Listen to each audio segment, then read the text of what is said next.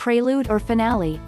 That's a question some observers are starting to ask about a $12 billion ship called Prelude, which was supposed to revolutionize the liquefied natural gas (LNG) industry.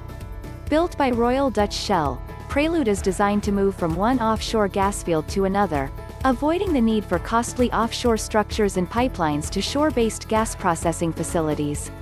The theory remains intact, but the practical results are not encouraging, which is one reason why Shell's original plan to build a fleet of the floating LNG ships, which are technically classified as barges, has been put on hold. News from Shell about Prelude, a 600,000-ton vessel moored 300 miles off Australia's northwest coast, has been skimpy since construction costs rose sharply, installation was delayed for years, and repeated attempts to start production were frustrated by equipment problems. Bold experiment. Poor outcome so far. The net result is that a bold experiment, which started by building a barge 5 times larger than the biggest U.S. aircraft carrier, has become an embarrassment for Shell and a dampener on the theory of floating LNG production. Financially, Prelude is also proving to be a heavy burden, with Shell forced to write off much of the construction costs while never admitting that the experiment has failed. But a hint of failure is reported to be contained in the latest annual report of Shell Australia, obtained by the Australian newspaper but not widely distributed.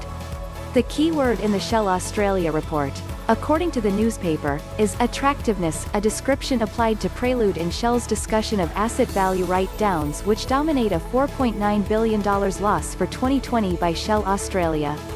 Like all oil companies, Shell took a hit last year when the oil price collapsed, with some futures contracts briefly diving into negative territory while the commonly traded price of Brent quality crude dipped as low as $19 a barrel.